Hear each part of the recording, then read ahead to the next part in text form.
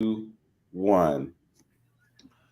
Welcome. You listen to 360 Info. I'm your host, Hamtonio. To manipulate consciousness is to manipulate history. To manipulate history is to manipulate power.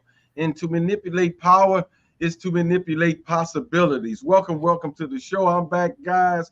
Great to be back with you guys. Got a great show for you today. Look like a little sun is shining out there. It's about 40-something degrees or whatever. We getting there, Cleveland. We up here in Cleveland. We trying to hang in there, but hang on in there. Sprinter, as they say, is amongst us, and hopefully we'll get some good weather coming in soon.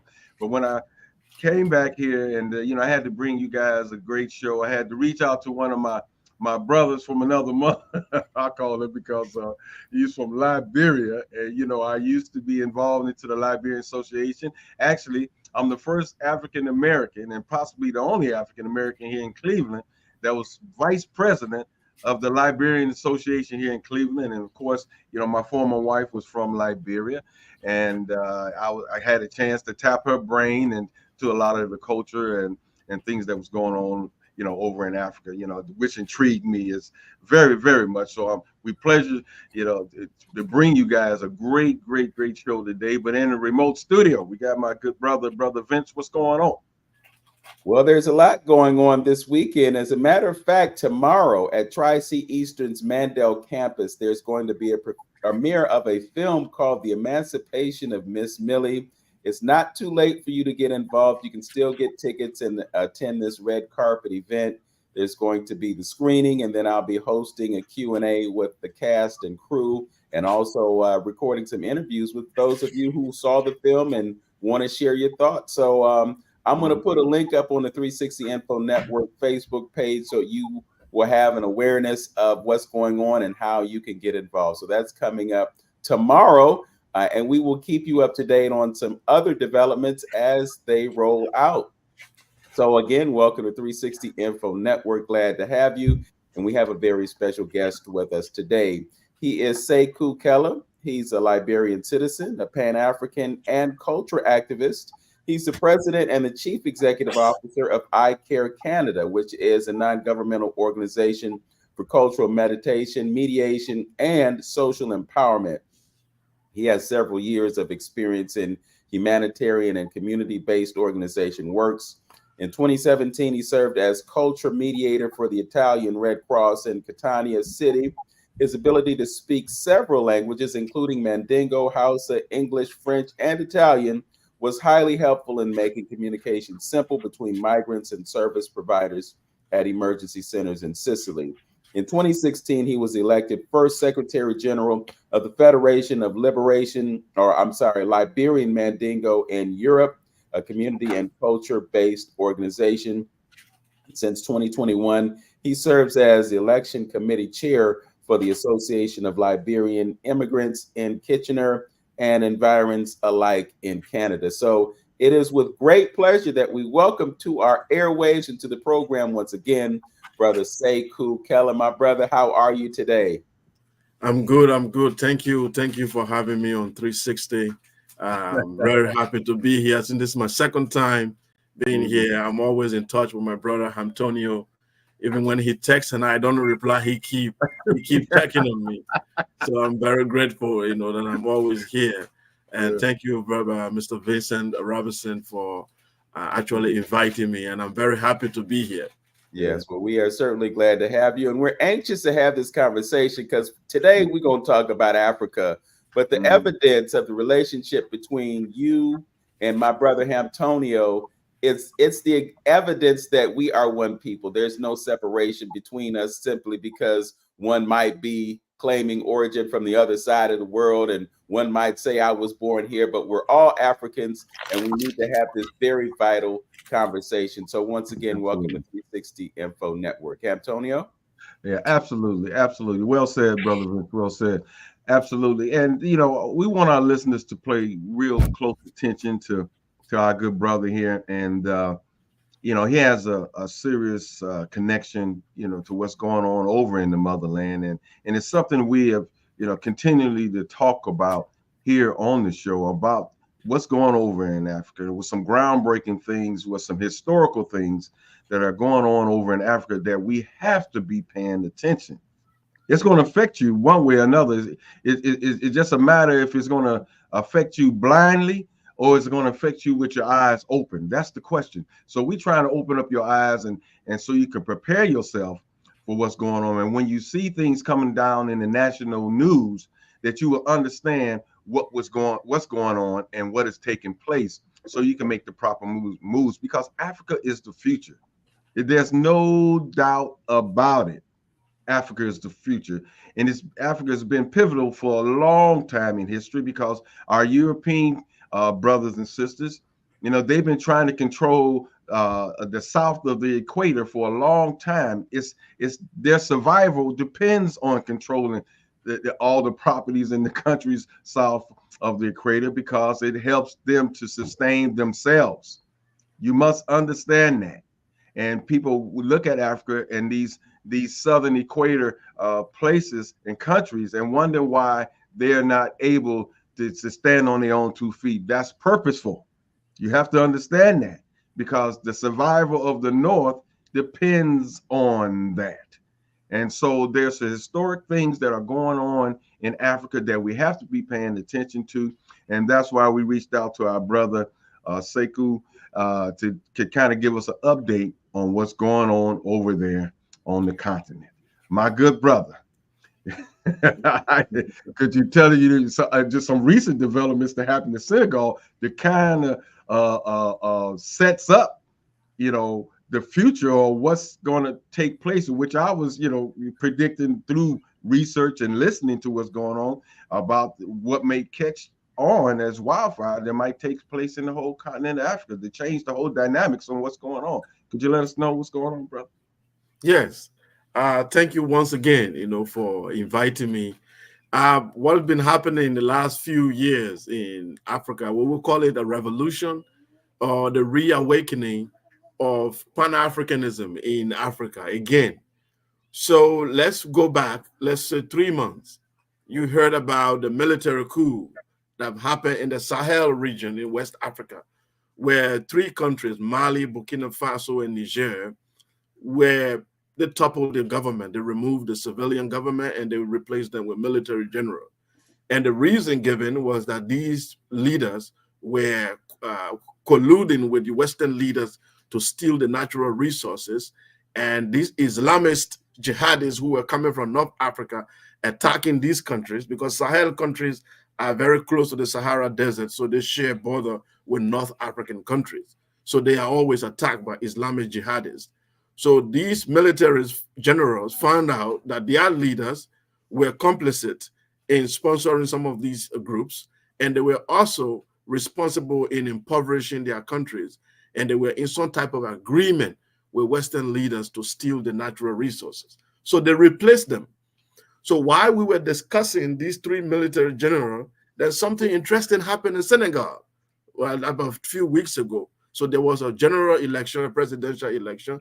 So a Pan-African party, which is a grassroots party, which was founded by a brother called Ousmane Sonko, they came with the agenda to bring back Pan-Africanism into the country, to integrate Africans, to make trade and agreement that favor Black people and actually boost their economy. And they said their leaders are sellouts. They sell out to the French, and the French have been controlling their economy. They wrote books and exposed all the kind of a concession agreement and dubious agreements that their government went into. And surprisingly, they got elected. And they got elected by the people. The president of Senegal today is 44 years old, and the prime minister is also in his 40.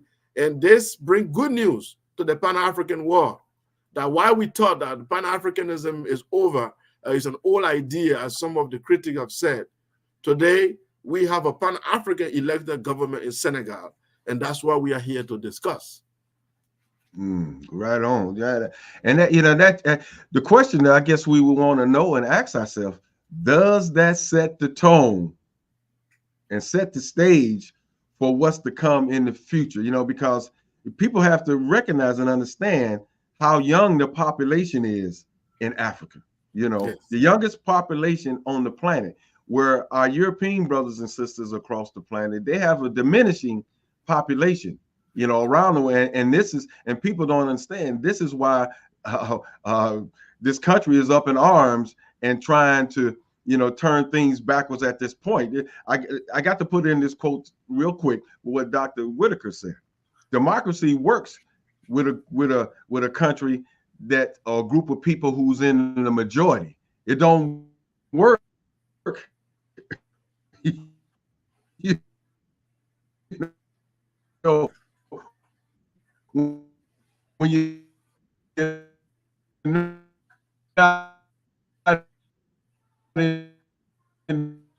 your sound, I don't know if it's from my end, but majority. So this is why they may be looking at Donald Trump, because, okay, yeah, are we back? Yeah, your sound was a little bit. Yeah, everything just went out over there. I tell you, you said we was in retrograde, didn't you say, Brother Vince? I did. Yeah. So anyway, if you could reiterate the quote from Dr. Whitaker. Yeah. Okay. Okay. All right. Yeah, he was saying basically that a democracy works when you're a majority. When you're in a majority position. It don't work when you're in a minority position. So in this country, our European brothers and sisters understand that within a short period of time, they're going to be in a minority. So democracy does not work. This is why they're even entertaining a person like Donald Trump, because he's talking about dictatorship. So it will still give them power in a minority position. So this is something that we need to understand going forward as well. So, Brother Sekou, do you feel that with this new election in Senegal, is it going to set the stage for what's coming forward? Yes, it's going to set the stage. I will share my screen very soon and give you an understanding, a background understanding of how these young men got elected. They were elected with a slogan called La Rupture in French. La Rupture means the rupture, the breakaway. We have to break away. So why did they use the term breakaway? So African countries are independent, quote unquote, independent on paper. But in reality, what has happened is that these countries are not sovereign, because it's one thing to be independent with a flag and then have a national anthem and a president. And it's another thing to have what we call sovereignty. Sovereignty is what distinguishes poor countries from so-called industrial countries, because people don't understand. They think poor countries are just poor because the people are lazy. No, it's because they are not sovereign. Their economy doesn't belong to them. Yes. But you don't see it. The leadership is manipulated, and the military is not as strong and powerful enough to protect the border. The currency and the economy is run by outside forces. So you have a lot of these countries in Africa are like that. So they have the natural resources, the wealth is there, but there is a geopolitics in place that makes sure that they do not have sovereignty. And as long as you do not have sovereignty, there's no way you can talk of prosperity. There's no way you can talk of development, because you are still under somebody. It's like you live in somebody's basement and you're trying to be a landlord in the person's basement. No, you just have to come out of that basement. So that's what these young men are saying, break away. They say, now it's over. The old guard, the politics you've been playing with France, we need to cut it off. We don't want that anymore. We don't want that type of politics. We want the politics of equality, of equity. We want equal, what is used in French, gagnant, win-win situation. We have to debate with the French as equals, not as their former colonies. We have to debate with them as equals so that they win and we win. So it's not that they come to Dakar and tell us what we need to do. That's where they are going to be different than the old guards. Brother Sekou, I have to ask this question as you brought up the idea of economics and the impact of colonialism on the economies of African countries. And right now we're seeing groups like the World Economic Forum and other think tanks impose their idea of what should happen with money because of the fact that the US dollar is rapidly losing value, and you've got organizations like the BRICS that are forming and pushing away from American hegemony when it comes to economics. one of the things that has happened historically is that African countries have had to accept deals from the World Bank and the International Monetary Fund. And so they're still beholden to those banking institutions, even though they want to separate themselves from the impact of colonialism. What do you see as the impact of the BRICS on the economies of the countries of Africa? I think I heard recently that Zimbabwe is moving towards a gold standard. What do you see happening in terms of economics in these countries that are pulling away from colonial rule? Right. It's a bit of a challenge because after World War II, the Europeans set an order, a system that play within that play to their rule. The World Bank, the IMF, and the entire global economic system was designed to be in their favor. So what happened is if you try to do something different, then what they do then is to cripple your economy. So they set that with the US dollars, they set that with a lot of trade agreements, and they make sure that that's how it works. So what people have found out recently is that, look, these people, apart from yes, they have industries, but they don't have the natural resources. They don't have some of this wealth, the real wealth. We have it. So we need to redefine the rule. This is where the battle starts. So the BRICS movement, which consists of China, Brazil, South Africa, and India, they have emerging economy. Have decided to create a system that is going to rival this monetary system that has been created by the West. So many countries are trying to join. So Zimbabwe, for example, since Robert Mugabe drove out the white farmers who were actually colonial remnants, people who grabbed the land from the people of Zimbabwe, they were in minority, but then they owned 90% of the land and they were doing everything. So Robert Mugabe told them, if you can share the land equally back with our people, then I will take everything from you. So Robert Mugabe seized the land from them. So the entire Western world went after Zimbabwe and crippled the economy. Zimbabwe was actually the food basket of Africa. It was really an emerging economy, a powerful country, but they crippled it down to zero. So now what the current Zimbabwe government have done is to create a currency that is being backed by gold. That the currency is now being, but the value of the currency is being backed by gold. Now, whether that is going to work, some say it's an old method that was used, and it can only work if your surrounding countries try to do the same and support you. Like if all African countries, for example, try to do the same, then it will become very, very significant. But if only one country does it, then it's very easy for them to still manipulate and destroy the economy. So what we have today, the struggle in the world is global economy have to be redefined because we are moving into a multipolar world where there is no one superpower in the country. I mean, in the world, you have more than 1 or 2, 3 superpowers.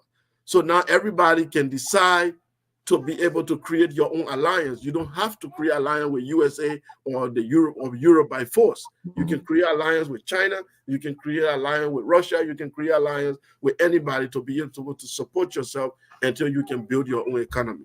So African countries, a few of them are waking up to the reality that there is no developed country and developing country. It's a myth. The idea that the European created, they said there's a first world country, there's a second world country, and third world country. So this idea was created after the Cold War to show that the Western world are the industrial economy, they are the first world. So people must follow their model. People must follow them. If you want to develop, you have to follow them. Then the second world is the USSR and Russia and other people. So they are industrialized, but they don't have democracy. They don't follow all these rules. So therefore, they can never be as powerful as the West. Then the third world countries are countries that were formerly colonized. And these countries have no future except they decide to ally themselves with the first world country. Right. But what the Africans thinkers have found out is that there is no such thing as first world, second world, and third world country. What we have is sovereign countries who are powerful enough to destabilize other countries that don't have sovereignty and take their economy, destabilize their economy. That's all. If you are able to have sovereignty, you can be as powerful as any other country. Ivory Coast alone is the world's largest producer of cocoa. If you eat chocolate anywhere in the world, you are likely getting it from Ivory Coast. But Ivory Coast does not produce chocolate. But they have to give the cocoa bean to France. Nigeria produces oil and gas, but all the refineries in Nigeria are broken down. They have to refine the oil outside Nigeria and bring it back and sell it to their people high price. Mm-hmm. South Africa signed agreement, an industrial power like South Africa signed agreement that they are not going to manufacture. The World Bank and other partners make them sign agreement that they are not going to manufacture cars. They're only going to assemble, so that the manufacturing has to happen outside and then it has to be assembled in their country. Now, why would I sign an agreement that prevents me from manufacturing? If you do that, they help your economy. If you refuse, then they try to destroy your economy. So these are some dubious agreements behind door that people don't see. They actually tell you you got to produce cocoa and coffee, but don't produce chocolate. Then your economy will be fine. If you say, no, I need industry to produce the coffee, then they find a way to boycott you and destroy your economy. So it's a gangsterism going on in the economic sector that people need to know. So these countries in Africa are saying, you know what, guys, let's put our act together. We need these industries. We need this sovereignty to produce our own economy. These guys cannot continue to sell this idea that if we don't ally with them, we can survive. Our ancestors survived without even knowing they existed. Right. You're right. I agree with that. And that's one of the things we have to recognize. You know, you plainly stated that, Brother Sekou, is that, you know, and this is, I think, really the formation of BRICS. You know, America's been taking their dollar and their muscle and carrying it around the planet. And if you don't do what we tell you to do, then we're going to put sanctions on you. You see? And folks are tired of that. I mean, we can just look at the whole, you know, LGBT type of situation that they're trying to bring forth in Africa. You know, a lot of the leaders are saying, hey, it's not our culture. We're not going to discriminate against anybody, but we're not going to set the whole stage up and system up the way you want us to do it. But guess what? Okay, they wanted to try to put some sanctions on Ghana and a couple other countries as well, because this is not our culture. They try to impose their way on that. So people are getting tired of that. Countries are getting tired of that. And I think what's pivotal right there is understanding. And that's why I think pretty much what you just said, Brother Sekou, is why some of these countries are standing up the way they are, because they got other avenues that they can ride on and to do. They can line up with Russia now. They can line up with China now. And you see a lot of these countries, leaders are saying, look, you can't tell us what to do. You know, this is not a culture. We're not going to perform like that, you know, America. And so now there's some propaganda is going to take place now. Now they're in there trying to say China is doing this to y'all, you know, now America's trying to work the back door now to win some kind of favor now for us Africa. And when if America just would have been right in the beginning, they could have had the whole doggone continent if they'd just been fair, went in and split deals to where both parties benefit, but we just couldn't do that. The point about the gold and the backing of currency with it, we can look back to the assassination of Muammar Gaddafi, because he was moving towards having a gold standard and unifying the entire continent. All of those, he wanted an organization of African states to come together and change the currency system. I have to point out that 20% of the oil was transactions that did not involve the US dollar. So what you're seeing is the Chinese with their yuan working out deals with the Saudis to purchase that petroleum with something other than the US dollar. So we're definitely seeing a movement away from the weaponization of the US dollar. You may recall that there were sanctions against Russia that resulted in almost $500 million in assets being frozen. countries around the world are saying, hey, we don't want to be in the same position where you use the dollar as a weapon against us. And that's why these alternatives are happening.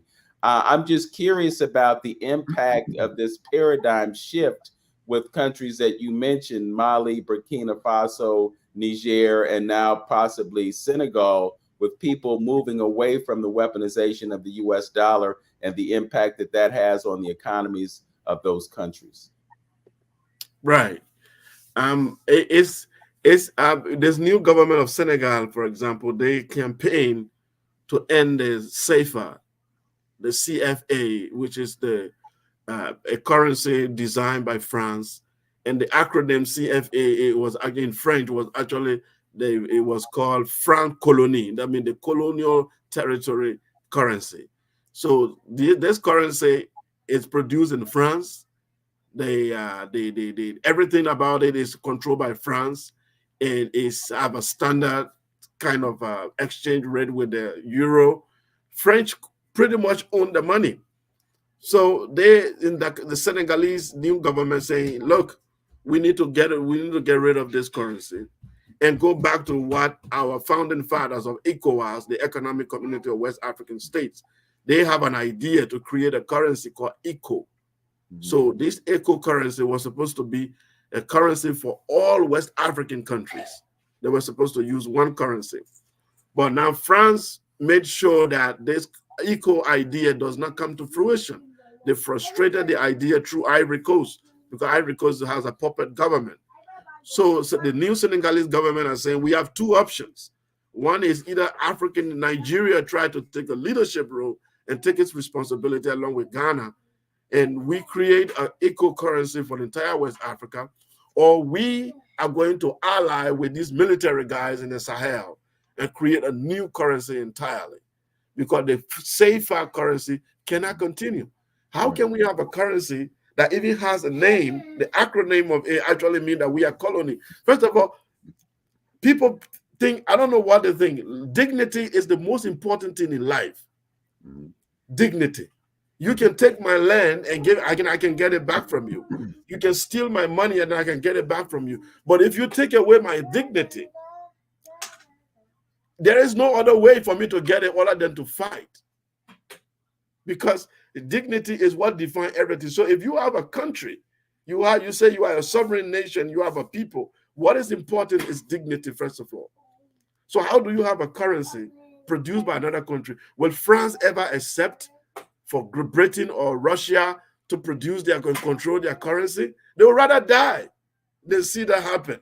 So why should we accept it?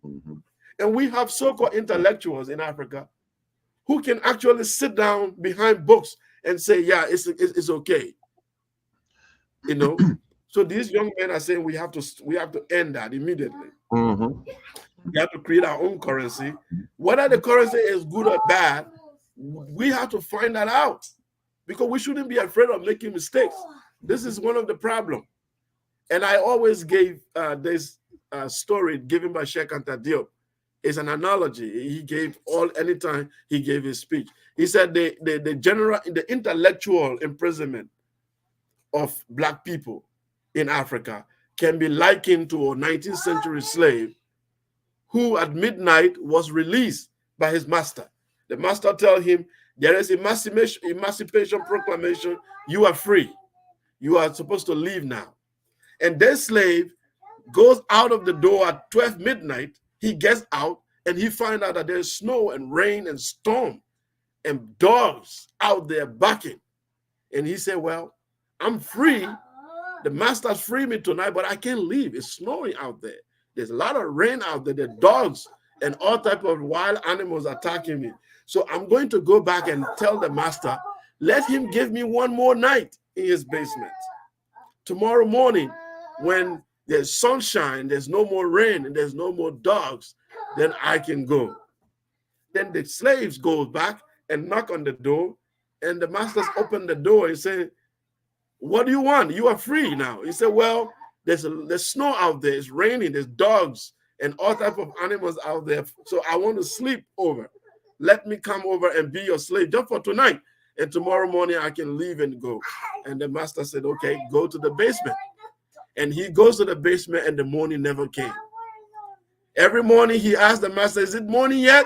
He said, no, it's not morning yet. Stay there. That is what has happened to the intellectual imprisonment of Black people. We went back to people who colonized and enslaved us and say, we want you to fix our economy. Are you kidding me? Yes, yes. Somebody for 500 years who dehumanized you is going to fix your economy? It's now going to be your good partner. It's going to make sure you become a superpower. Are you kidding me?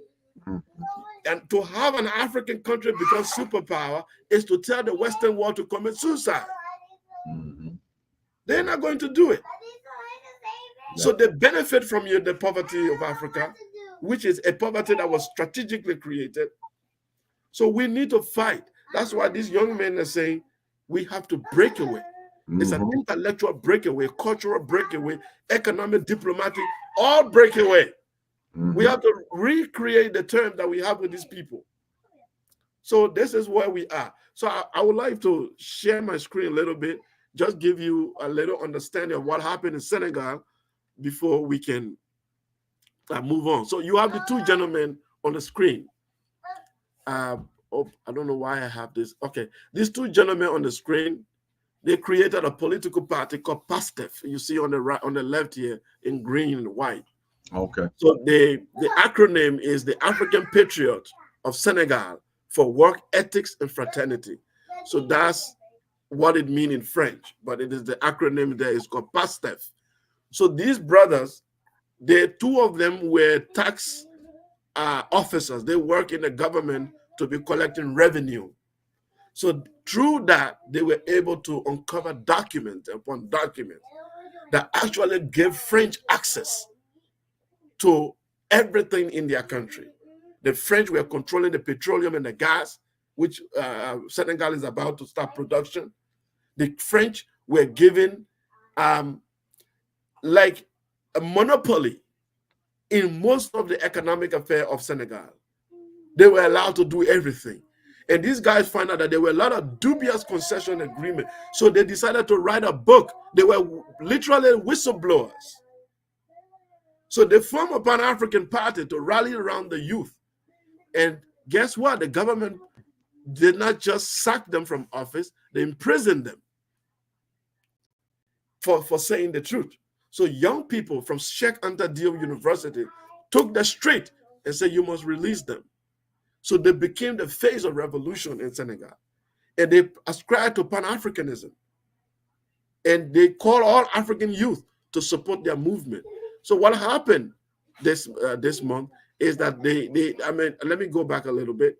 So the brother with the hat on the head, who has the cap with the African clothes, the black clothes on, he is called Ousmane Sonko. He's the founder of the party. He was the presidential candidate. He was more outspoken, very charismatic. So what the French did was to connive with the president, and then they created a lot of allegations against him. They said he was corrupting the youth. They said he was radical. They put him in prison. So he said, okay, this revolution is not going to be just about me. If they put me in prison, I'm going to look for some of the boys I have trained to also run for office. So he chose a secretary, the guy in white, whose name is whose name is Jomai Faye, the brother in white. He was the secretary of the party. He said, you run for president. Send the put me in prison.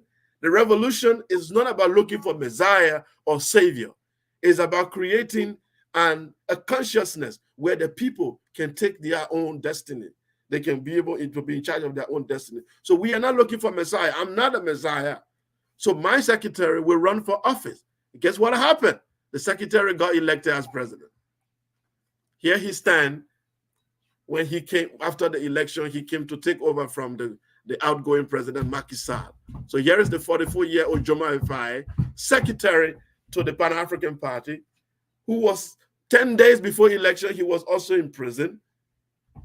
And there was no sign that he was ever going to win because his boss, the actual guy who was supposed to be president, was put in jail as well. And he got elected. So I said there are lessons that we can learn from this election in Senegal. The first lesson is African youth are asking for change and sovereignty all over.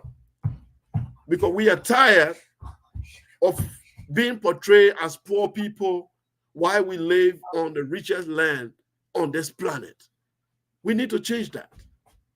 If I sleep on gold and diamonds, and yet my children cannot have affordable, you can't have hospitals, they can access schools and good health care and good road and clean housing, it means something is wrong with the politics that govern these resources.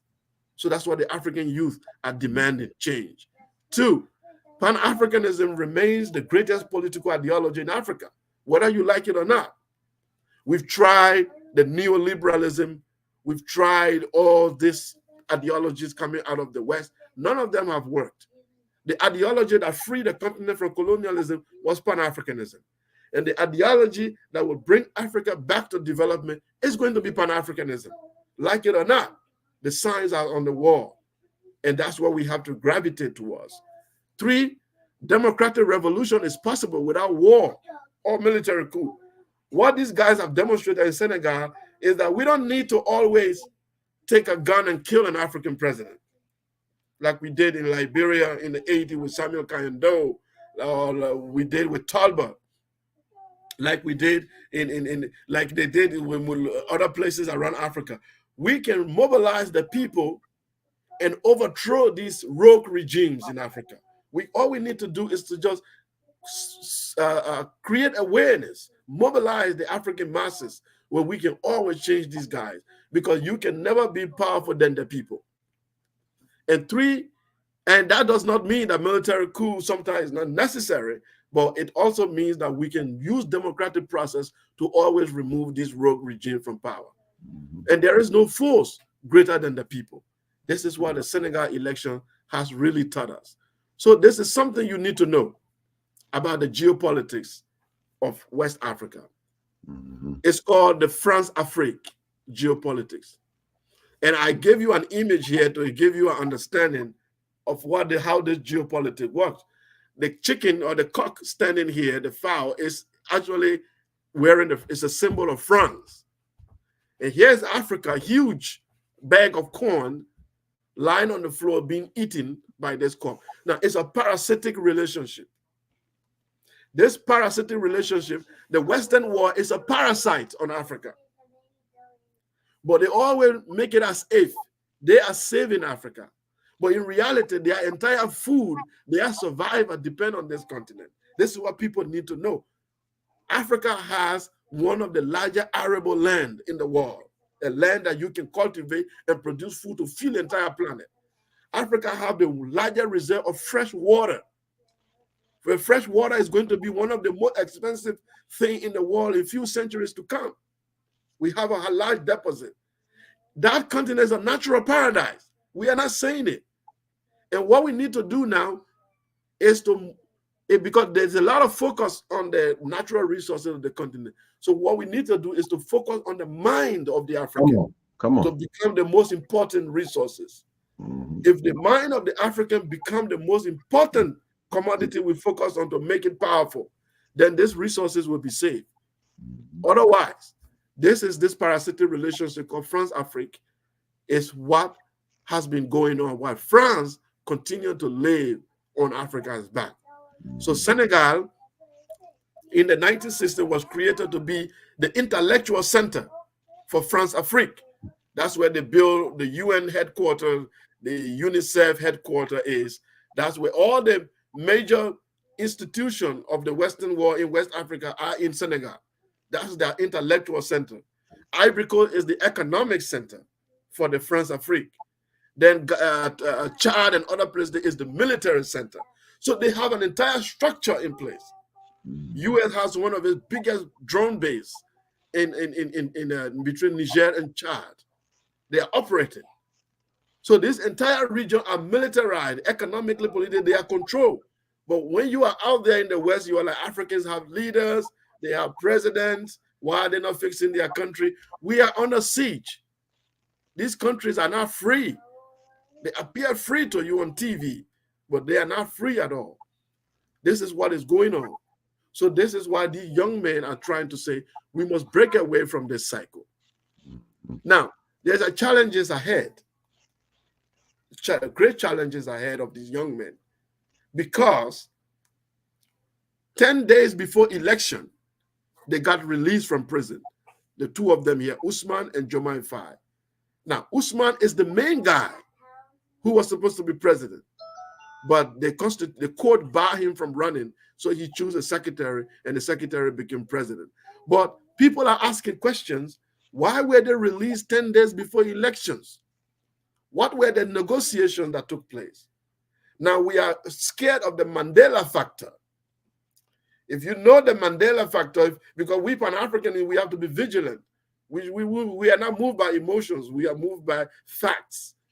We know the Mandela factor, where the man fought for his country. He gave his life.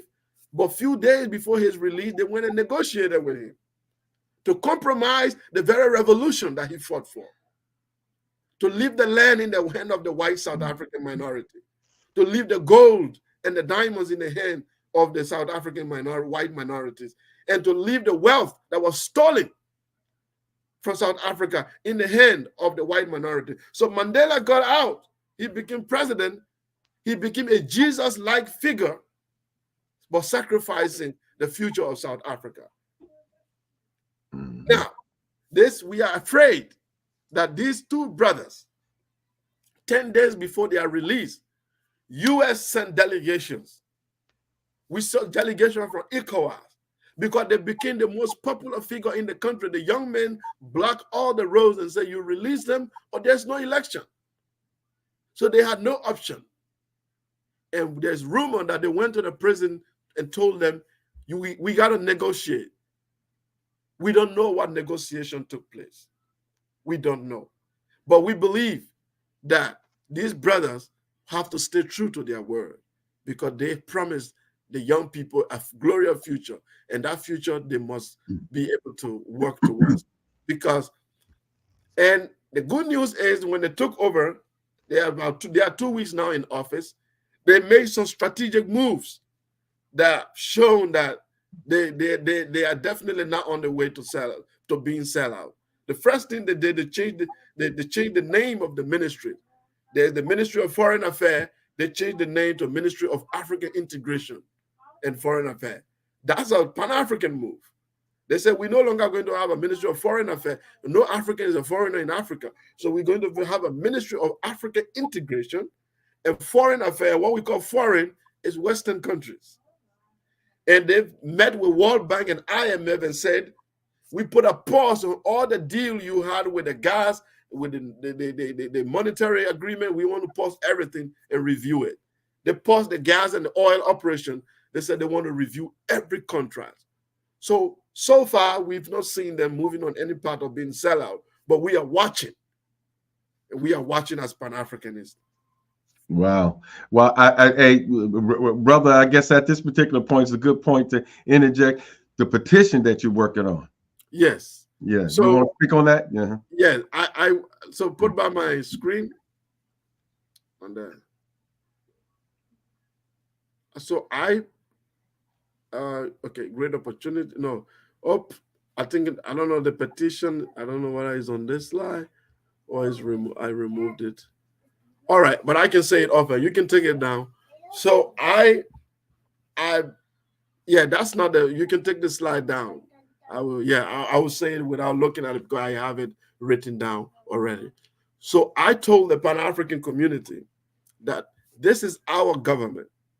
And when we fight to elect a government, we shouldn't sit down and watch that government being lobbied, because there's something in governance called lobbying, which is a kind of a legalized corruption, where people go and then pay money to these leaders and say, we want you to twist your policies this way and that way.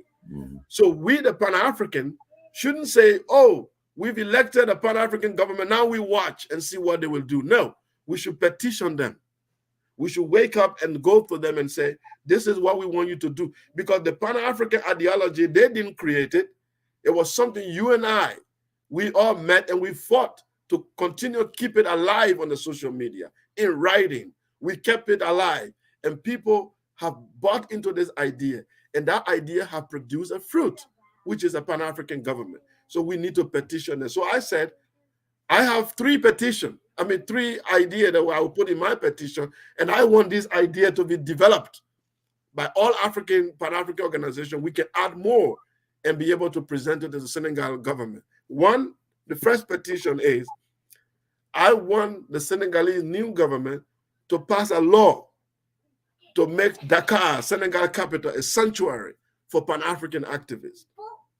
So that a Pan-Africanist who is under threat in America, in Brazil, anywhere in the world, he's under threat because of his view to protect Black people. If he run to Senegal because of his Pan-African view, he should never be in prison or be extradited anywhere.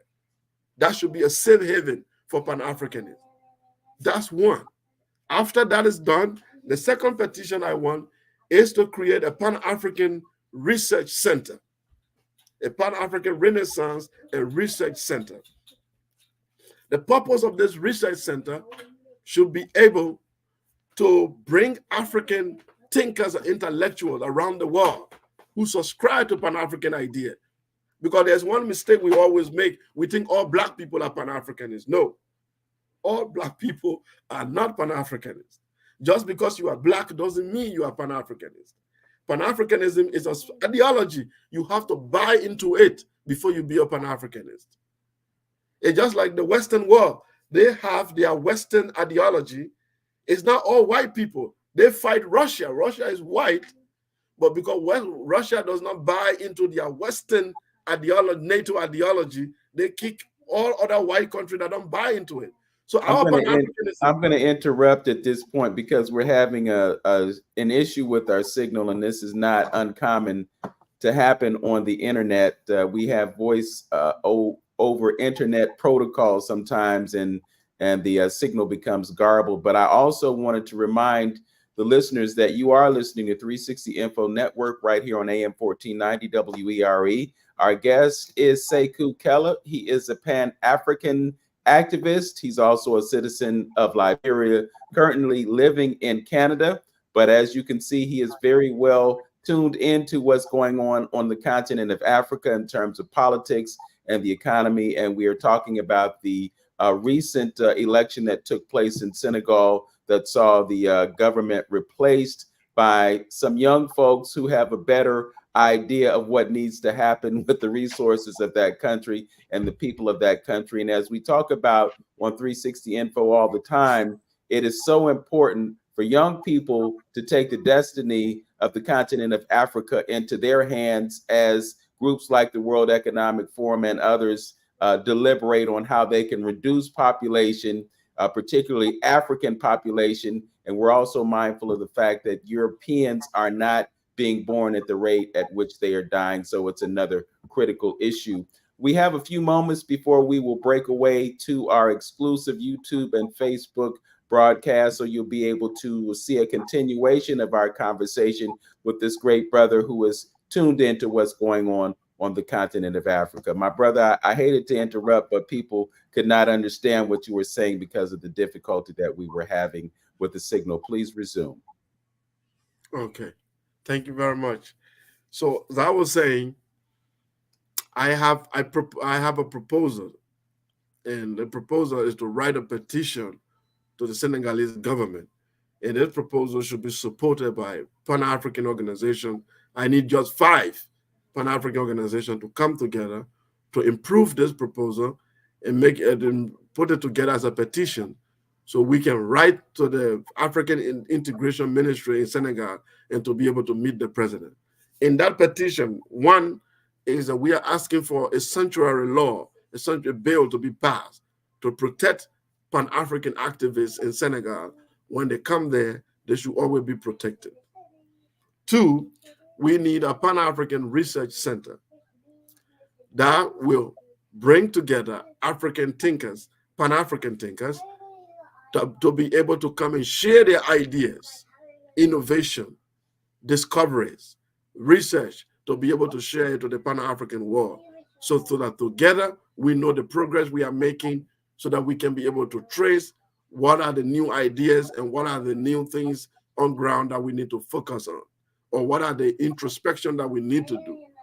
The third one is to build an African Education and Research Center, an African Education Trust. The African Education Trust is to try to decolonize education on the continent. The books that have been read in the universities and colleges are outdated and they are colonial and they need to go. Mm-hmm. In Nigeria, I did some of my high school in Nigeria.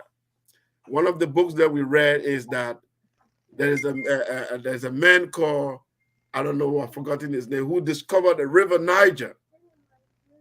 Okay, they said the European Mango Park is his name, Portuguese sailor. That we are taught in the Nigerian school that a Portuguese Mango Park discovered the river Niger. And guess how the discovery happened? He came and met a group of African fishermen, the Ijao people, and he said he wanted to trace the river, and they put him in their boat and show him how the river went all the way to Mali. He came back, and he's the discoverer. And you are teaching your kids that Mango Park came and discovered. So the guys who put him in the boat, they were ghosts. So those people he met there that were fishermen that lived there for generations, that knew how to navigate the river and put him in a boat and took him around, they don't exist. So there's something wrong with our education. Okay.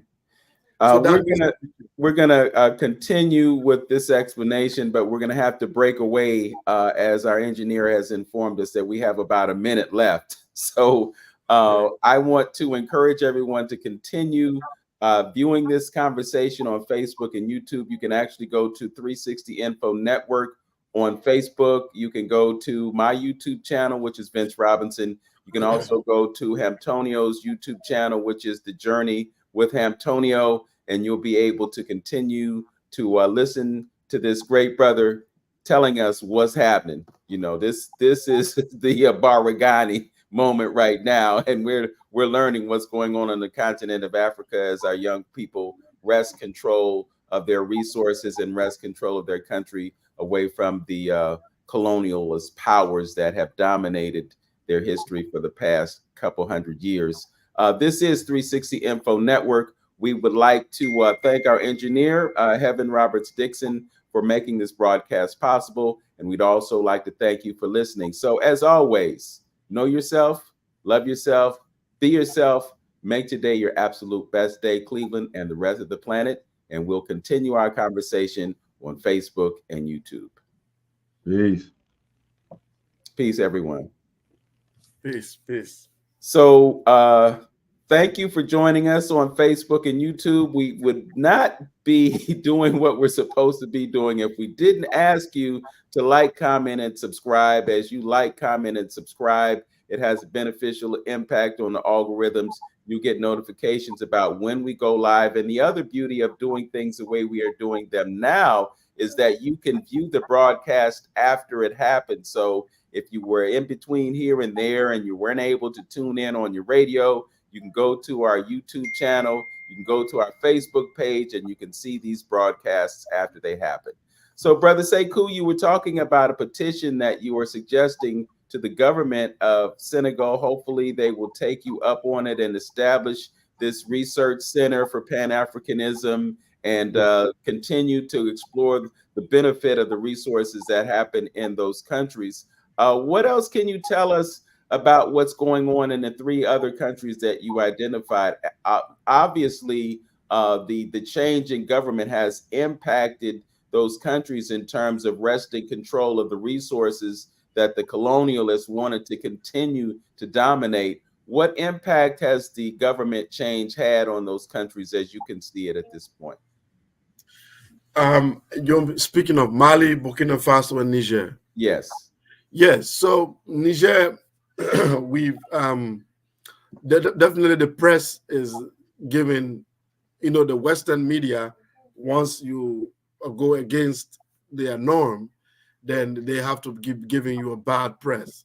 So they give only bad news, but three significant things have happened. In Mali, the northern part of Mali was taken by the Islamist rebels, the Azawad movement, who were actually a group of Libyans and then some type of North African tribe called the Berbers. They, excuse me. So they took over the entire northern part of Mali, and especially a city called Gao. But under on this Pan-African government movement, they've recruited a lot of young people into the army. They've taken over. They've recovered all of this country from the rebels.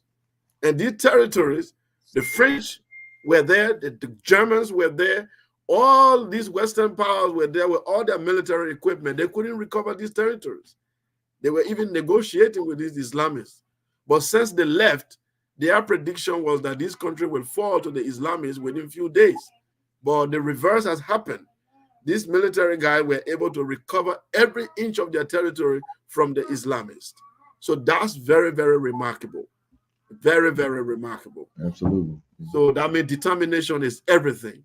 We don't really need people to spoon feed us. When we determine, we can actually get anything accomplished. They liberated their country without these powers. Yes, they bought some equipment from Russia, but their military did the job. They didn't have any European forces or American forces on the ground. The second thing that have happened is that they've been able to renegotiate deals on their natural resources, which has actually boosted their economy. In Niger, they changed the price of the uranium. I mean, these people were one of the higher producers of uranium in the world, and it was almost taken almost free by France, paid $0.50 or so. But today, these guys are selling about $200 and something for a piece of it, or gram or kilo, I don't know. But they've actually almost about 100% increase to the price. And that has helped the local economy, and they are trying to build infrastructure. They are trying to be independent and do a lot of things for themselves, which in Burkina Faso, for example, the Traore have created an industry to process gold for the first time. This is places where you just dig the gold, get the raw gold out, and straight is on the flight. As if our own resources don't like our country. As soon you dig it out, it's a gold, yeah. The Israelis are waiting, the Spanish are waiting, the Greeks are, it will be straight to the airport and it's leaving the country. The citizen will only see it on TV. They pick a so carat of diamond in your country and you only see it on TV and it's gone. So what Traore has done is said, all resources picked up in this country remain right here. We need a processing plant to process it, add value to it before we take it to the market. So they say, oh no, the World Bank and other people came and said, no, you know, it's going to create problems. You need to, if you do that, it's going to affect the economic system. All you need to do is to create kind of devalue your currency and then kind of like pay less wages and then create more labor. They create all type of weird theories for these people and say, then sell the natural resources and you get a lot of revenue. They said, no, we need the industries here to process these things. So they've made those strategic moves, which is very, very good in our interest. Another strategic move they've made is that they came together and said their army fight together. They said no longer Mali fighting terrorists or Burkina Faso fighting terrorists. It has to be a joint movement. If we have a common problem and we are brothers, why don't we join forces together? Here's America all the way on the other side of the Atlantic, but then they're forming NATO to defend the European country on the other side of the sea. But here we are sharing the same border, common language, we eat the same food, and then we can join our armies to fight one enemy? What has stopped us all these years? It was like they woke up from their sleep. So they join their armies together, and they have a joint agreement that if you attack any of them, the three of them will show up. If you attack Burkina Faso tonight, you'll be fighting three countries. If you attack Mali, and that has saved them, because nobody want to go into war with those three because they have a very huge territory. As you know, the media don't tell you that these countries, Niger is very, very big. Okay, when you add Mali to that, you add another country to that, is nothing compared to all these wars they are fighting. So if you will fight these three countries, you can have all the weapons, but they will go into guerrilla warfare in those deserts and those caves. It will take you 50 years of war. So nobody want to try that. So they send the French out, and Niger just send the Americans out as well, that they got to leave. So these brothers are making a lot of strategic moves. And that's my point. And that I kind of want to go back, and the reason I kind of brought you on the show is to talk about this consciousness and the probability and the likelihood of it spreading, throughout the continent. And that's what I think is very important, because if you looking at the future, you got to look down the road and around the corner. And we in America, you get to this stage, you have to look towards the future. You're looking for your kids and things of that nature. And I think that's always put us in a back seat, because we don't have that vision. We had that loss of vision and not seeing the trends of what's going on. If you're an investor, if you're coming from an economic investment point of view, you try to see, you narrow it down to trends and what's going on and what's, and futuristic possibilities. This is what you do as an investor. So if you're investing in Pan Africanism, and which turns right into economics as well, you have to look and see what's going on and see the trends. Now, these three countries coming together, uniting the army, they're aligning themselves up with other so-called superpowers around the planet. Okay, they're telling America, you're not going to boss me around and do those things. And so this got to tell you and show you something that is taking place. We're not going to talk about the free trade agreement.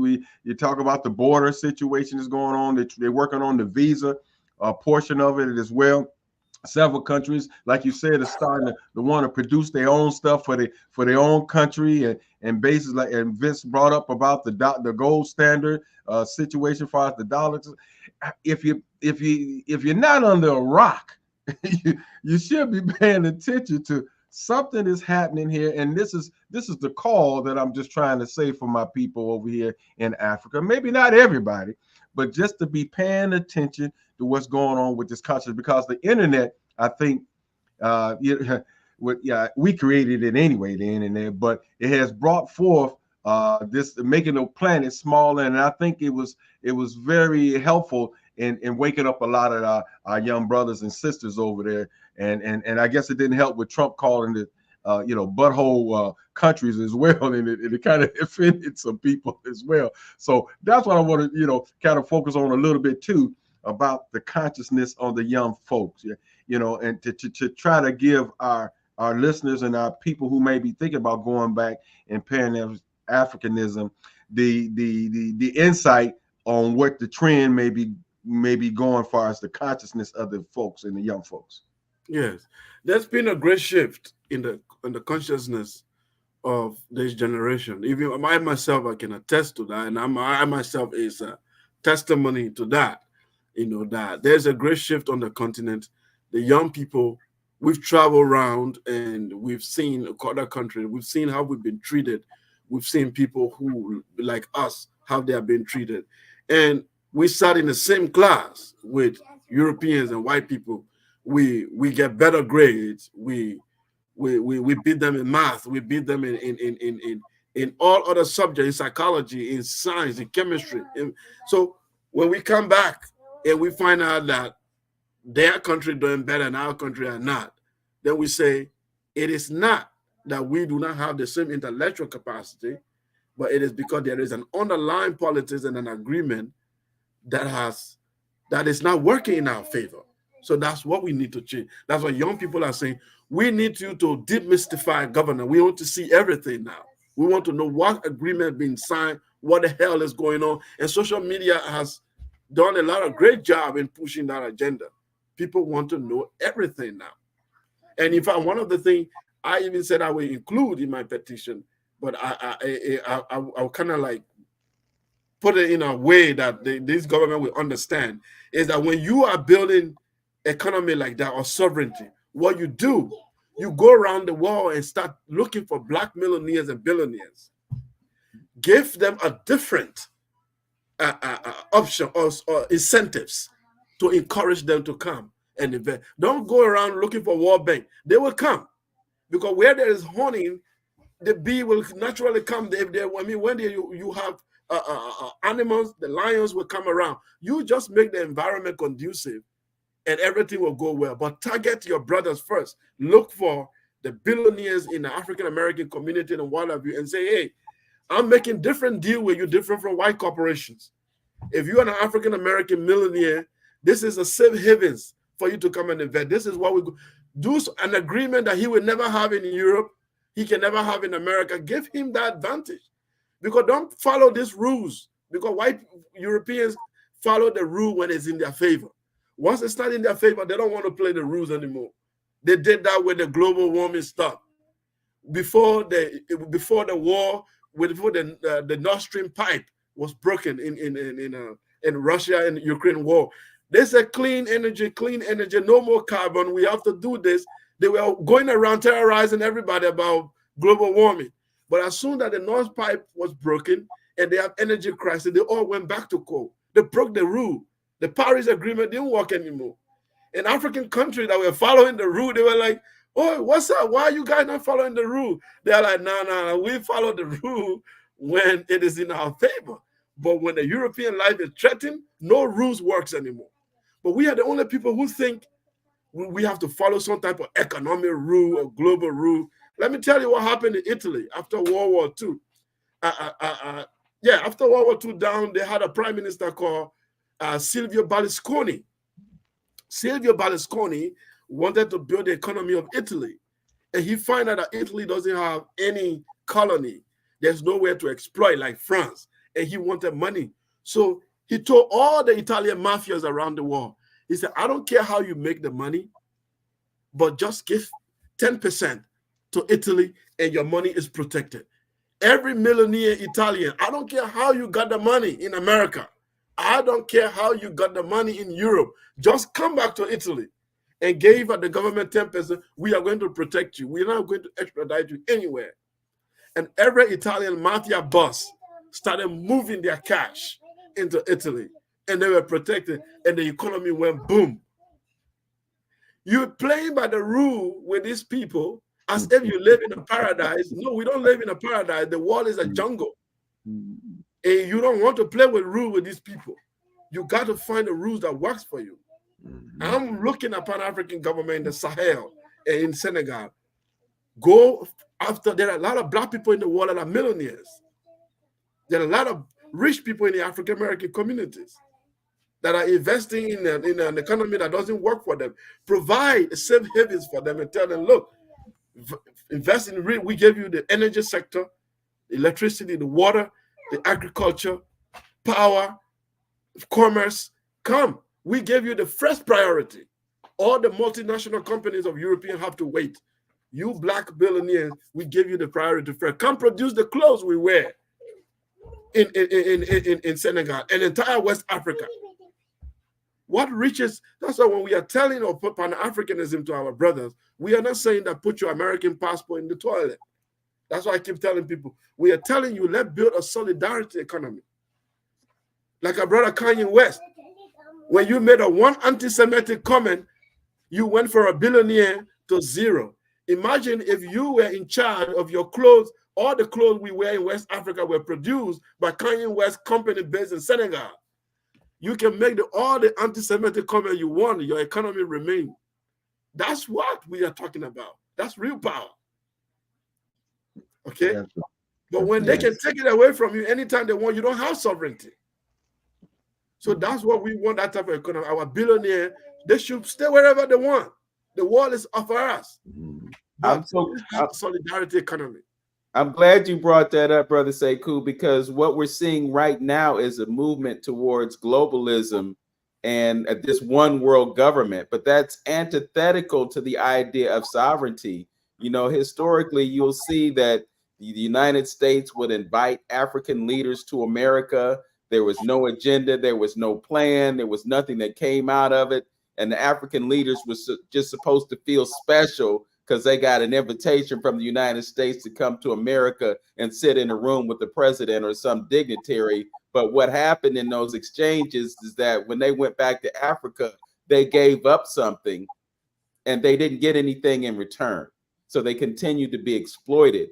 You know, I'm just wondering how, as African countries, they can go against this idea of one world government in which they give up their sovereignty to someone that wants to manipulate them.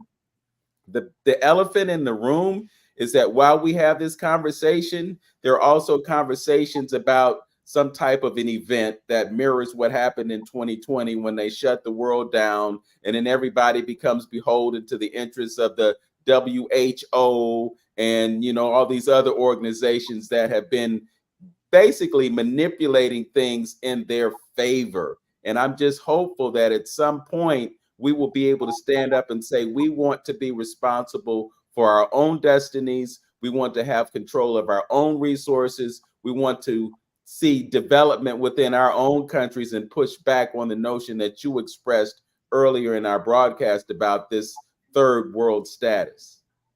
Right. Yes, this world government thing is something they call it a globalization. And I say in a global village, there is the village head, there's the village chief. Who is the village chief of this global village? The European wants to live in a global village as long as he is the head of the village. That's the problem. If you say you want a global village, we said, okay, can we, the African, be the head of the global village? They will say, no, no, no, tomorrow morning there will be no global village. They want a global village, but then they are the head of the village. So it is not a village at all. It is it's a plantation they want to create and be the head of that plantation. So we have to resist globalization because we are the Southern Hemisphere. We have a different history and experience. They have a different history and experience. There's a power dynamics that play into that. This economy they've benefited from to build their countries was at the detriment of our people, our suffering, our land that was stolen, our people that were stolen, our kingdoms that were destroyed, that were not naturally evolved into republics, our institution. That's why Chancellor William built, he wrote the destruction of Black civilization.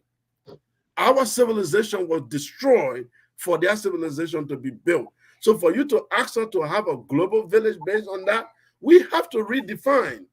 We have not even recovered from the evil that have been meted on us. And you are asking us for we should play fair on the same game. No, I'm saying we need to go back and re-strategize, put our priority together. We are not playing with any rule that these people created. Every rule they created, they have to benefit from it 90%. That's the only time they'll be part of it. The UN is a scam, WHO is a scam, and IMF are all scams. That's the fact. Hey, brother, they got all these Africans working in those organizations, but whenever those Africans work there, they don't speak like Africans anymore. Right. When Fatou Bensouda was the ICC, the International Criminal Court, she sent a letter, said she wanted to talk to George Bush about the Iraq war. You know what happened in 24 hours? They gave sanctions. They banned her never to enter in America. They put sanctions on everybody in that court. But guess what happened? When Russia started the Ukraine war, the same America was back in the ICC to go arrest Vladimir Putin. They were after South Africa, that if Putin comes there, you got to arrest him. We are playing with people who play double games, double standard. They just bombed an embassy in Syria. Israel just bombed an embassy in Syria. And under international law, the agreement in the UN Charter is that you do not bomb our diplomatic space. It's not allowed. It's a war crime. If you bomb an embassy, it's categorized war crime. I bet you to check any Western media right now that's calling what Israel did as a war crime. These are people who don't play to the rule, brothers. We need to be clear about that. That leads me to my question on what I was going to say about about African Americans and Africans as well. I mean, they're playing the same game over, brother. And the schools and history is so important. See, a lot of our listeners need to understand that if you colonize, and it happened to us, because it's so many things that just coming up right now about our history over here in America that we never knew. You know, the Creator said all shall be revealed in the end. We still just finding out things. So you have to understand that over in Africa, if these folks with the Berlin Conference cut up everything, and you're dealing with colonization that is going on, and they're responsible for the infrastructure and building up the schools and things, what kind of history you think is being told?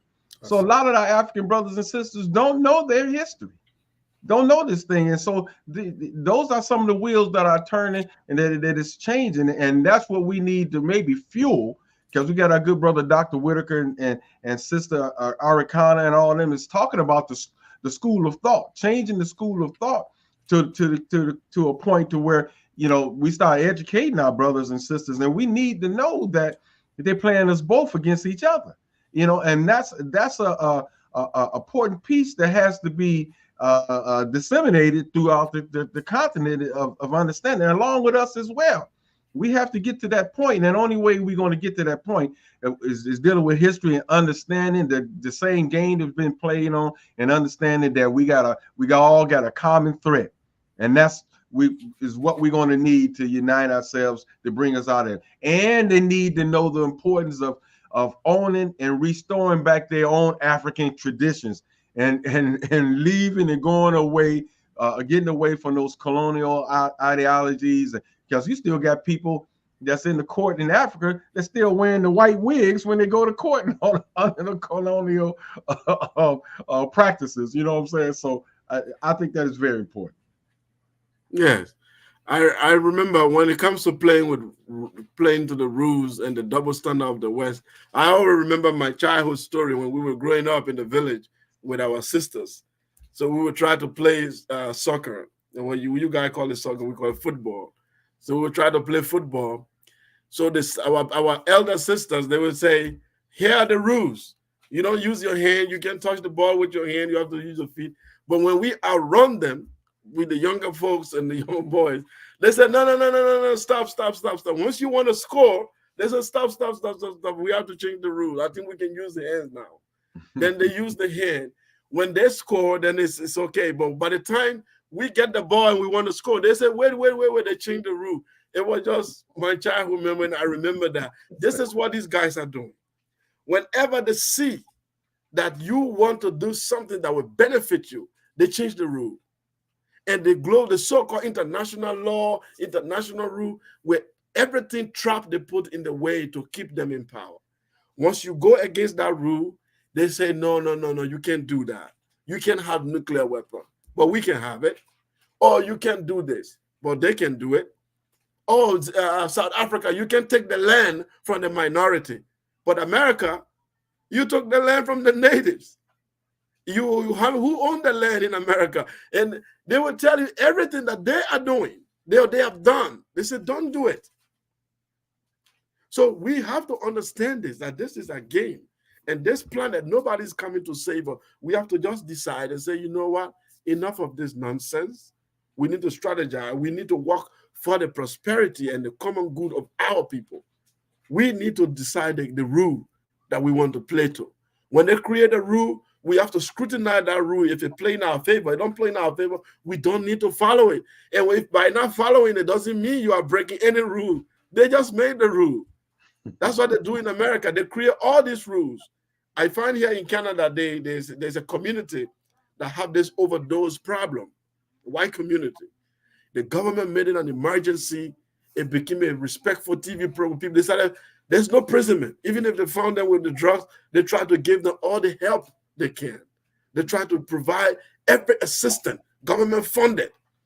If a black community go into overdose, my goodness, they will be stigmatized. They will become criminal. Police will barricade that area. You have to know it's the same thing, but they're just changing around. Okay? They do it to your kid in the school.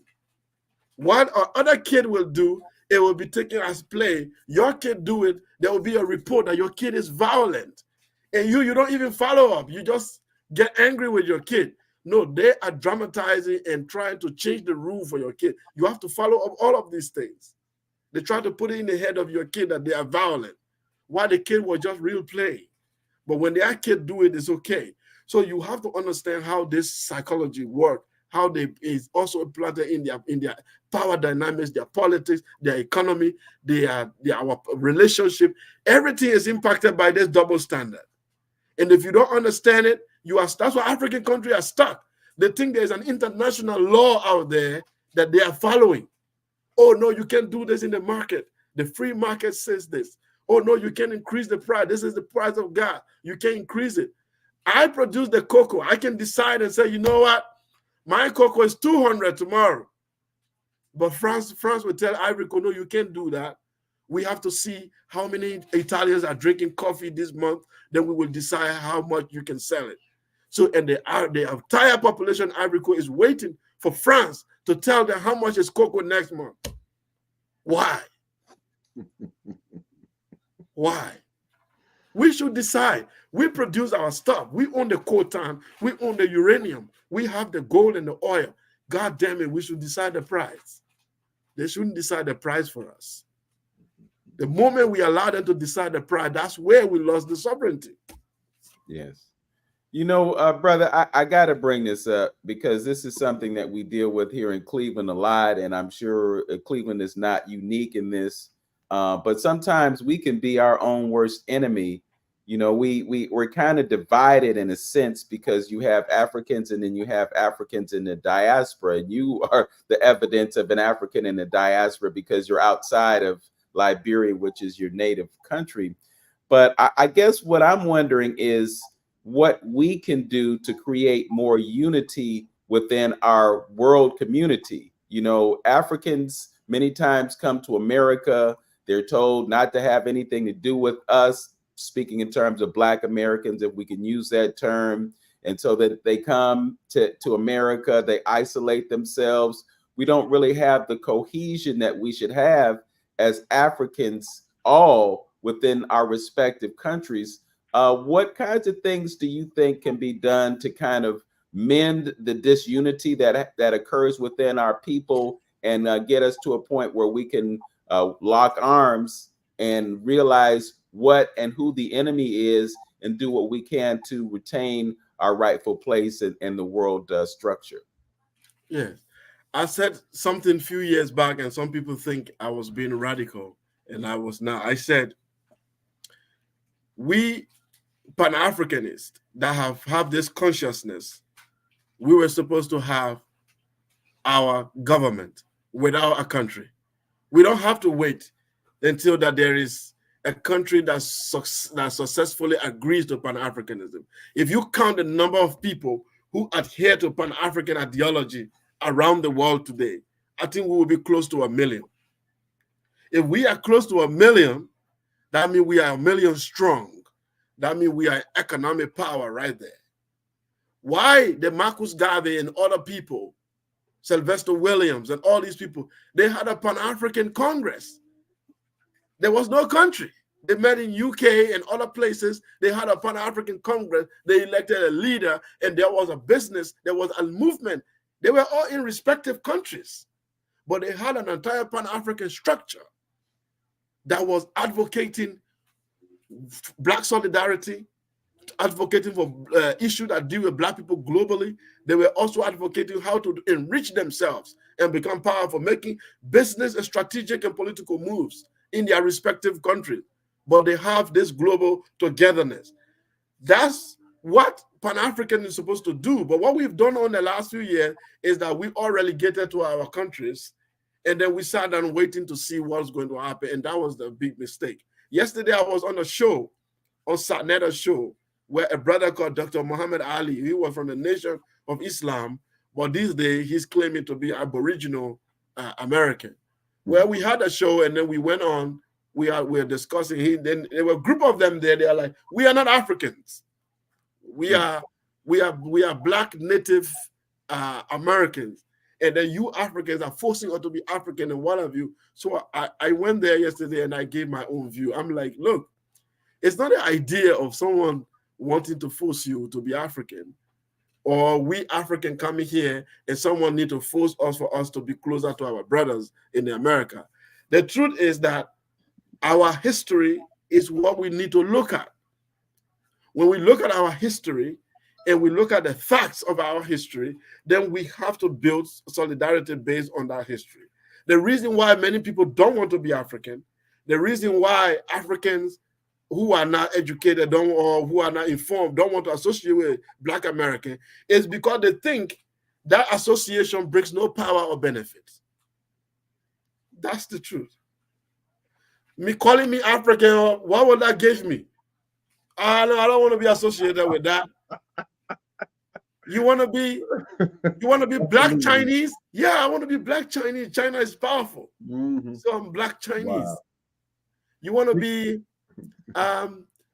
Jewish and then Hebrew? Yeah, because Israel is powerful. So I'm Hebrew. So there is a power, global power dynamics to that. Absolutely. The reason people don't want to identify with the name Africa is because there is no power benefit to it. Yep. And Africans too who leave and go to America, they are like Black Americans are being dispossessed in America. They are disproportionately targeted. Drug dealers and everything else. They are disproportionately targeted, and then there is a systemic movement to make sure that their wealth, they don't become as wealthy and powerful as the other competing groups. Okay. So the African don't want to identify. He wants to be any other thing. He wants to be Muslim. He wants to be Arabic, Black, or anything. You can call anything, Aboriginal, anything. If I have 1% Native American, I'm Native because at least I belong to the people who own this land. Government will give me some incentives. I will have some benefit. This power dynamic is what I've been playing. But you and me, we see beyond that. We look at history and see how powerful we were. That's what makes our consciousness different. So all we need to do as the Pan-African world is to create a powerful group, a solidarity, powerful group. It doesn't matter whether we have a country. You can be American, I can be here in African, and what have you, but we build a powerful Pan-African group that look after each other, education, that look after each other in terms of solidarity and what have you. Everybody want to be identified with our group. You see Marcus Garvey group, every Black people wanted to be part of the Black Star because it was powerful. Everybody wanted to be Nation of Islam. A lot of Black Muslims converted to Islam at that time because Elijah Muhammad's movement was powerful. Identifying with it, with the NOI, you be wearing ties, suit, you look clean, you belong to a very respectable group. A human being is drawn to power. And as long as Black people look weak in the world, the slow-minded among us don't want to identify with us. That's the truth. That's why you will find Africans when they get to Nigerians and other people who are misinformed, because Nigeria is one of the countries where Pan-Africanism kind of jump over them. They seem not to have zero Pan-African education. They come and they just blend into the American society. They don't acknowledge your struggle. They don't acknowledge that Black Americans have to die for them to even have a visa to come and eat in a restaurant there. They don't know. They don't even acknowledge that. They don't know that Black Americans have to die for them to go vote, for them to sit in that train, in that bus. They don't know that. How many of them even visit the African American museums? They don't know. They're like, Nigerians are the most educated immigrant group in America, and they're showing up. You overlook the struggle of your brothers and sisters who laid their down sweat and in the belly of the beast that laid the ground. Because there's no Pan-African education in Nigeria. So the Black skin, and now that's what I was saying in the beginning, does not qualify the person to be a Pan-African. We must not make that mistake. It is an ideology that you must be educated into it.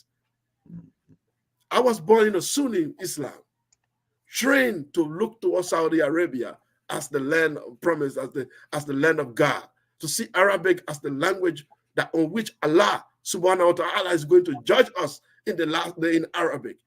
I will cry for Palestine than to cry for George Floyd. That's the way I was designed.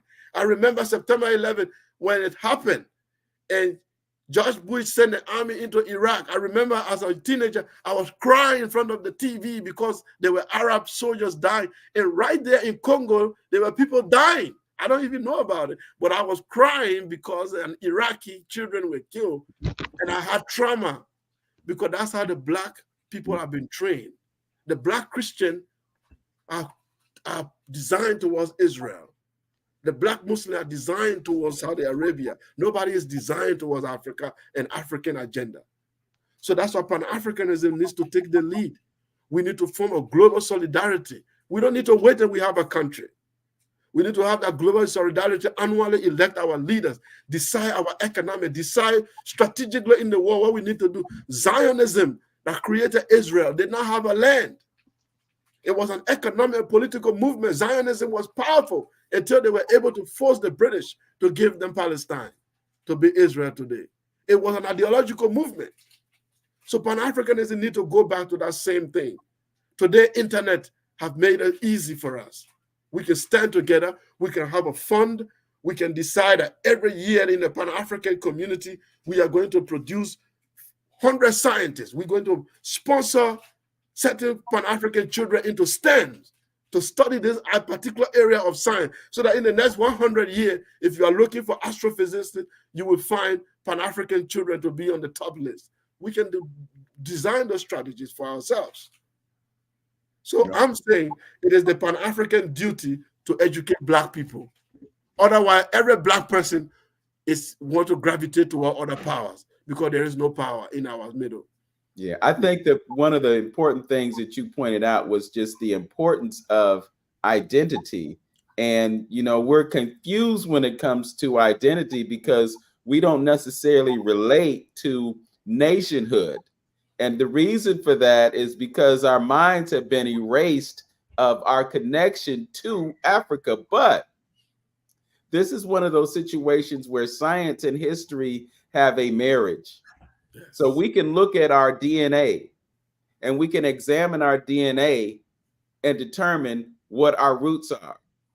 We can relate to the families that we came from the continent of Africa, including those who claim to be indigenous to this land and, you know, Black Native American, you know, because the truth of the matter is even they have a direct relationship to Africa because we all came out of Africa. So you can't really separate yourself from the continent because even the Europeans have African roots. We look at the history of Egypt, and I got to amplify this because a couple weeks ago, one of our guests, Professor Manu Ampim, was involved in a conversation with Michael Imhotep, who is an African scholar, African-centered scholar in Detroit. And he talked about the first people on the earth, and these people were of smaller stature. So he talked about how when you look at Ireland, for instance, the indigenous people to Ireland were actually Africans of smaller stature. That's where this whole idea of the leprechaun came from. And that romantic notion that we have about St. Patrick, and St. Patrick supposedly banished all the snakes from the island of Ireland. Well, actually, what really happened was he was involved in the removal of Africans in Ireland from that island. So again, if we look at history, we look at our genetic makeup, there's no reason for us to be confused about who and what we are. There's no country in the world called Black land. So we call ourselves Black, but we don't have a nation to connect ourselves to, which is the source of our power and our sovereignty. So we have to have that education that you talk about so that we can begin to inform ourselves about who and what we are. And when we figure out who and what we are, then we can realize what we should be doing. And what we need to do is unify for the benefit of the entire African population around the globe, you know, and not just those that are in particular countries, because the debt that is owed to us is a global debt. The Europeans owe us for all of the exploitation that has occurred in the past 400 or 500 or maybe even longer than that. There's been an exploitation that has resulted in the wresting of the resources from the continent and the failure of those colonialists to enable development of those countries so that those people could be self-sufficient. That's the reason that the poverty exists, because the resources are being removed without any direct benefit to those who are right there in direct proximity to them. That's what education, again, we're right back down to education. When you talked about that divide between us and the Africans, it's all about education and mindset, and we got to have more platforms to tell our story and the science of it. It's funny, Sekou, you use in my head, because I say that all the time about us and how they put up these particular barriers by false information or just by the lack of knowledge. You could trust to this. If scientists was to come out and talk about some serious benefits by being African, something in the genome, something in the DNA, something that is supernatural about being African, these niggeros would want to identify with being African. But because you don't have the education and the platform to talk about those rich traditions, the laws of mind, on how everything was that you're dealing with as far as Christianity is concerned, that you got from Africa, because every time the Discovery Channel and all the rest of them come on talking about Egypt, they never get into the spiritual systems. If you understood the spiritual systems, you would be able to link up and see the theft, the stolen legacy that has been taken. So, like you said, there's no benefit for aligning themselves up with Africa right now, because the science world, the economic and the spiritual world is not giving you the information that make you feel proud about lining yourself up with Africa. So right. Best believe if they did, if we had the platforms and the education to do that, then they'll want to associate themselves with Africa. Definitely, if the promised land of God is not in Africa, it's in the Middle East, and the last prophet of God, the creator of the universe, is from Saudi Arabia, and the people who brought civilization, the Greek miracle, quote unquote, Greek miracle, are from Europe. Why would I want to be African? This is what these people are telling you. They're slow among us. Okay, they want to be everything else other than being an African. But until you restore that, I myself, to be proud to be an African was after I read history. After I've looked at Chancellor William, I've read Diop, I've read John Henry Clark. I'm like, what education did I receive all these years? I went to school in Africa. I was taught nothing. I was taught to glorify outsiders. Knowledge was seen as something that came. There was no connection between African spirituality and anything that has to do with theology, that has to do with, it was something that was seen as human evolved from primitive thinking into complex thinking. And African spirituality is part of the primitive thinking of early human that is trapped, that is not really evolved to be a religion. This is the way European anthropologists who came to Africa, that's how they portray it to be. That it was somehow supposed to evolve, but it never evolved into monotheism. It was worshiping of trees and worshiping of snakes and what have you. Now, when we look at them and said, okay, I told the Muslim, I said, is that what you think our spiritual system has been? They said, yeah, our ancestors were worshiping rocks and what have you. So I think your ancestor was not intelligent. He just saw a rock in his backyard and he started worshiping the rock. That's what you really believe? He said, yeah. I said, okay, why do you pay millions of dollars every year to go to Saudi Arabia to kiss a rock? He said, no, we don't worship that rock. It is a spiritual symbol. We worship the Almighty. So I said, okay, why don't you think that rock in your village was also a spiritual symbol for your ancestor? You think the Arabs were more smart to kiss the rock, but when your ancestors do it, it's bad. It is this thinking that we need to change. It is the education that has not been received, that is not yet in the mystery, which is a Pan-African duty for us to really, the Pan-Africanism that many people understand is on the political level. They just see the political level of we having a political unity. That's fine. But there is a cultural dimension yes, to it, which many people want to avoid. And that cultural dimension is what we need to teach. Otherwise, everybody wants to be everything else other than being an African. That's why I am saying, let us continue to be together. Let's build solid institutions that really propagate this idea. Because once the African is liberated in the mind, you don't need to do anything anymore, because the person is liberated. They will continue to fight to protect and safeguard that liberation. That's what we need to do. In agreement. Well said. In agreement. It's to that point. The question I want to ask both of you guys then, is something that I was writing about, is that our talented 10, as has been quoted before. Now, what you just said is not rocket science. For our talented 10, for the Cornell Wesses and things of the world. Hey,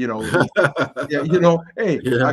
I'm sorry for cutting you off. There's something I wanted to add, which I forgot. You see, when Alexander the Great came into Egypt, what did he call himself? He said he was born of Amun. He wanted to be an African. In fact, his portrait, he didn't portray himself as a European. He portrayed himself as the Egyptians that were on the wall.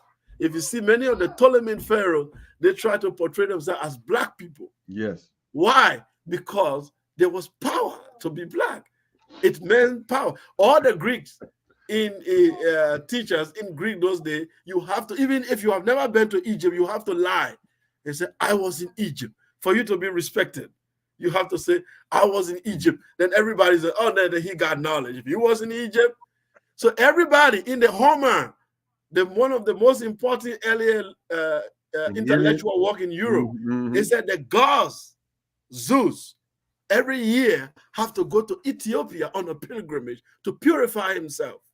Now, Ethiopia has to be powerful in the mind of those people who think that their God has to go to purify itself in the land of the Ethiopians. Wow. Now, when you look at the classical document, you see the image of your people, how glorious and powerful it was. It was easy for them to change it in the Roman period, late Roman period, from one Roman to right, that the only thing good about the black man is that he have a very huge phallus. He has a very big manhood. That was the beginning for them stigmatizing us. So it's the image. It's the thing. That's why the African, like Diop and other people, they're saying that it is the image of the black man that we must change, because they have a caricature image of us, which is embedded in the mind. Even we, the black people, have accepted that image to a point that we have accepted the image that they painted of us. The day our deified image return on the throne, everybody want to be black. Every white people that came into Egypt wanted to make their hair like our women. We see it. They all wanted dreadlocks. It's on the pyramids. They all wanted to be everything. And even the shameless Europeans, Egyptologists, who deny the blackness of Egypt, but there's one thing they don't deny. They said the Egyptians have Nubian hair, Nubian hairstyle. Why would the Egyptian want to have a Nubian hairstyle? Okay, that was the power of the day. The Egyptians were Africans, but even the whites that came to live among them, the Asians needed to look like African, because that was the most powerful image you can get. That's where we need to get. Once you put that image back, you don't need to fight anybody. Even the one with 1%, European will say, I'm black. They want to be black quickly. Okay? But right now, I see my brother Ali Mohammed, who looks like a Senegalese. He's telling me that he's Native American. I said, brother, you can be Japanese as you want. I have no problem with you. As far as I'm concerned, is that if you buy into Pan-African ideology, we can work together. Hey, let me say, you know what you just said, and it's something that I speak on, was writing about as well.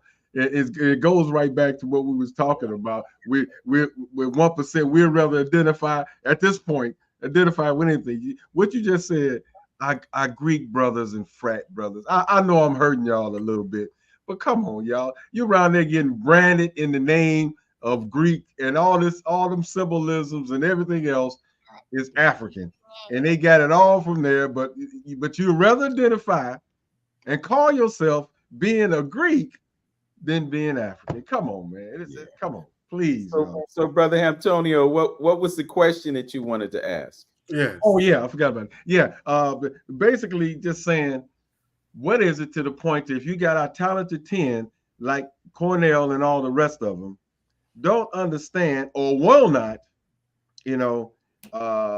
charge the whole fact of us teaching ourselves and our history in schools and things like you just said before, it ain't rocket science understanding that we've been miseducated, like our good brother Dr. Woodson said. Okay, I'm sure that was a common read during the time of Cornell West's coming up, because when I understood I looked at his background, he was brilliant young coming up, you know what I mean? So I'm sure he read Woodson and Du Bois and all of them and understood the whole miseducation piece. How come they're not championing that cause for us to have our own schools and the whole and deal with our children on the on the educational level?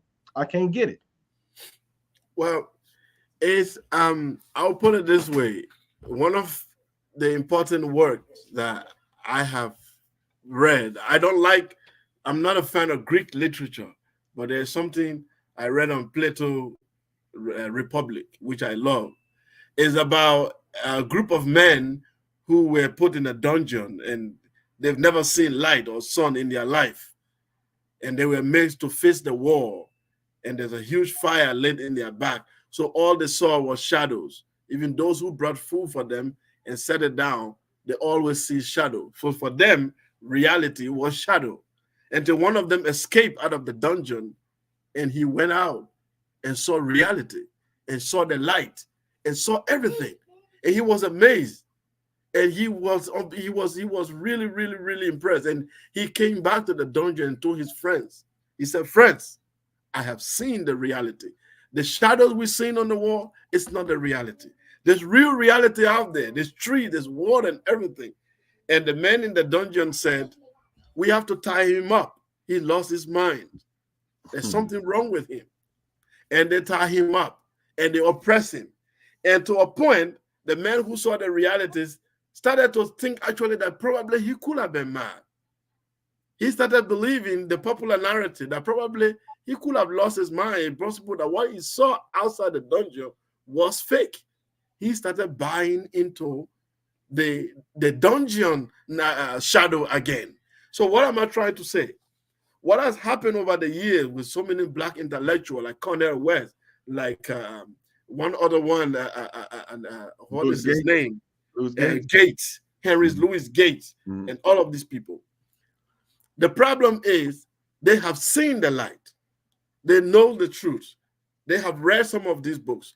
But when they go back into the Western academia cycle, where white supremacy still rules supreme, they are told that if you hold this narrative, you are a crazy Afrocentrist, you will be isolated. You will not be accepted into the mainstream academia, places like Harvard University. You won't be able to give speeches because you will be seen as extremist. So to buy into this, to be able to be in the mainstream, you have to move into the neoliberal thinking. You have to sound like how the government wants you to sound. So that's how you get funding. That's how you will be able to be sponsored. So eventually, they start to change their view.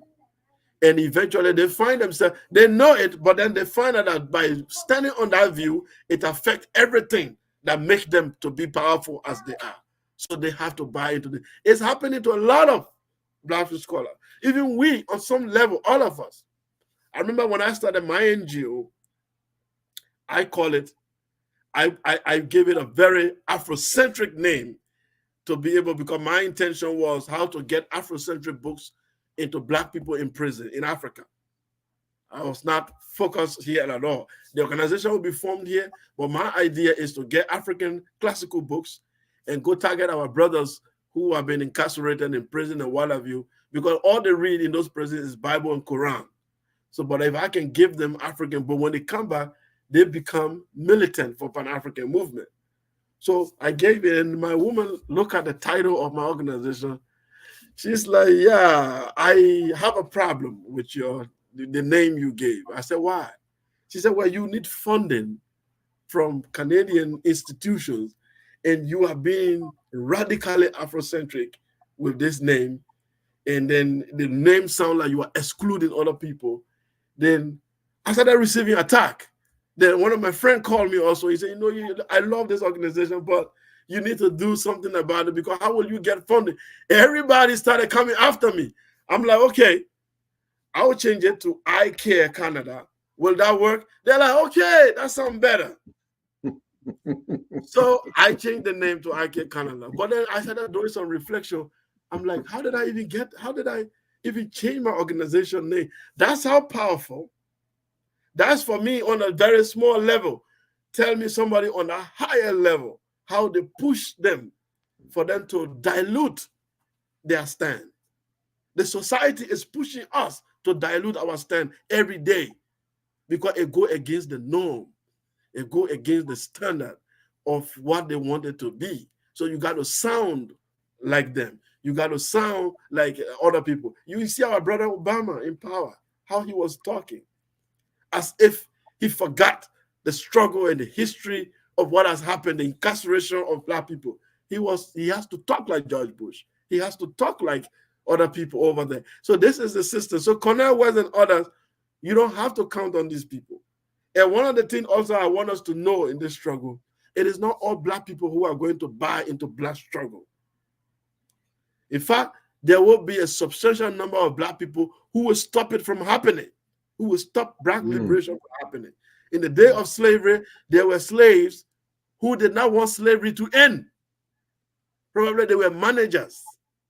They were middlemen between the slave master and those on the plantation. So they were cooking the food. They were having the best part of the meat. They are like, if this end, I lost my job. It has to continue. House Negroes. Yes.